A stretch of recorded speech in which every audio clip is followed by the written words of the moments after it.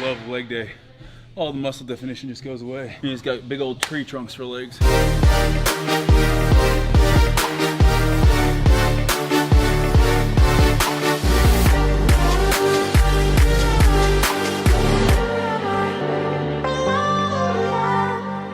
Second day back in the gym, it's a leg day. Our split right now is basically chest back on Monday, legs Tuesday, shoulders and arms Wednesday, and then repeat. So we're training them 6 days a week. If I need an extra rest day, I take an extra rest day, do some hike or something, but besides that, 6 days a week. I'm gonna show you a little life hack. You guys might have seen this if you watch Fitness Culture on my channel. So if you can't front squat, can't get in that mobility, you can always use a strap, wrap it around your hands, boom, front rack position. Jumping into this leg day, really focusing on going a little bit heavier today. We haven't done a front squat in a while. Been doing a lot of body weight stuff, which has been great. Able to train heavy though is always nice. Right now, I went over the split with you guys, so this is gonna be our first leg day of the week. It's gonna be our heavier day. Really focusing on working off our 1 rep max for 5 to 7 reps. We're gonna try a front squat in an actual rack position on this one, see how it goes. It's been a minute since I actually held a front rack. Really focusing on getting depth without getting too low. Jake has had bad knees, so he really has been training around that, predominantly doing box squats. So you'll see us using a bench here as well. But again, we're going to 275 on these front squats. No excuse for leg day. Gotta do some squats. I will say this though, all this body weight stuff we've been doing really helped with muscular endurance and just feeling better, feeling good in the joints, taking a break off.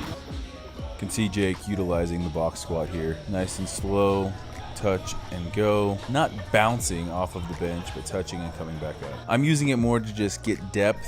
When I feel it touch my butt, I know that the bench is there. I've now hit 90 degrees. Boom, time to come back up. My right knee, if you guys have watched Morgan's video, you can hear it clicking like crazy. It sounds pretty gnarly. So trying to steer clear of going too low on the squats where you start developing a little bit of the knee problems. But definitely focusing on getting to that 90 degrees. You can also see we're using a slant board under us right now. That's really to put more of an emphasis on the front part of our quad rather than the glutes. Always nice to have a partner when you're doing a heavy leg day because legs can just suck at times. It's got to be one of those things you need to get through. Also spotting, even if it's just watching.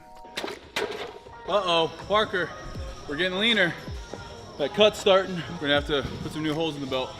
It's gonna be our last set here. You can see we're well over 315 now, moving to back squats. So this is our last exercise, moving to back squats from our front squat. I like doing this because you're loading up the weight with your front squat. Obviously, you're not gonna be as strong in your front squat as you are your back squat. So you do your front squats and then you do a couple sets on the back squat. So this one we went a little bit higher rep-wise, 8 reps or so.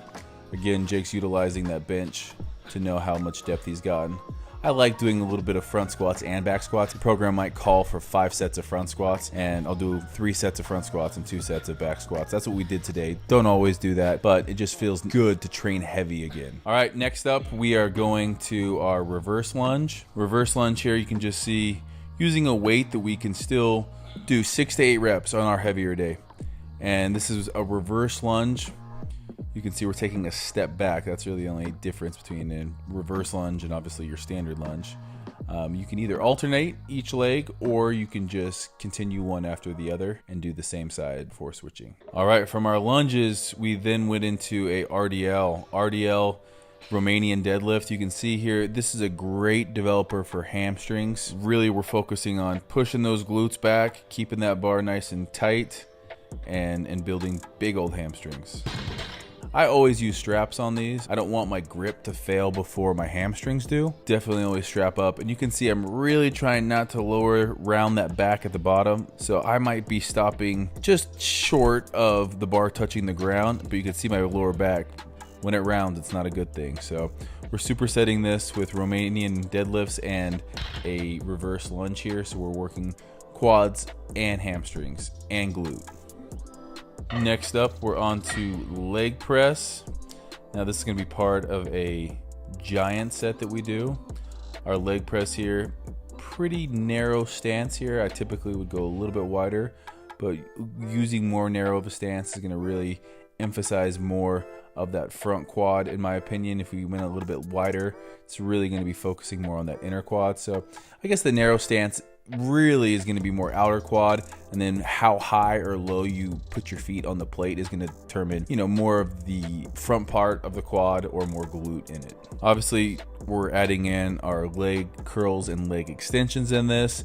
This is just some accessory work. Anytime I do my leg curl, I make sure I push my hips into the pad and try to use those bicep femoris or those hamstrings to really curl that weight up.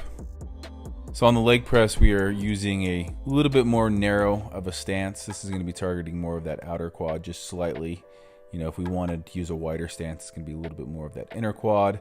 The more your feet are towards the top of the plate, the more posterior chain you're going to just bring into play, and then the lower your feet are, the more that vastus medialis. Doing this in tricep fashion, we complete each exercise. We're doing 8 to 12 reps on everything here, a little bit higher volume. I love leg day. All the muscle definition just goes away. He's got big old tree trunks for legs. Moving on to our little conditioning. So today's conditioning is a butt kicker. It is still focused on legs, with the first movement being overhead squat. I love overhead squats because it really forces you to keep a tight core and really focus on controlling the movement. The eccentric part, as you come down and touch your knee, you have to be under control.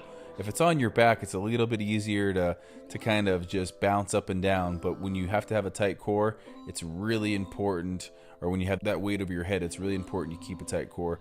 Jake in his CrossFit days, he's great at these. It's definitely great to train with somebody who's good at movements that you're not good at. You can see what you're doing that isn't working, or you can see where you need to get better and make those changes. Definitely a little bit more of an advanced movement here. It's going to combine not only our legs, but a lot of core, and then obviously shoulders there. And then it definitely gasses you out quicker than normal lunges.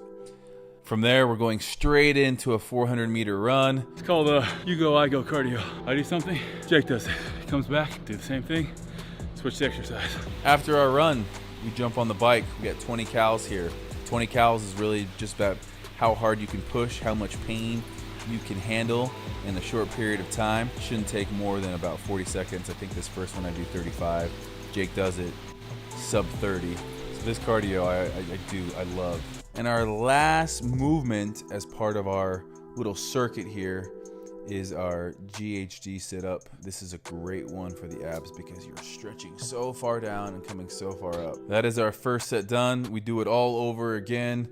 The legs are absolutely just gassed at this point. So much blood, volume, strength. We're doing some conditioning here now, so muscular endurance is shot. So we're doing 2 rounds completely gassing out our legs here. I love finishing workouts like this. This Airdyne just absolutely sucks this round, but you got one left to do. You got to get it done. Try to beat your first time.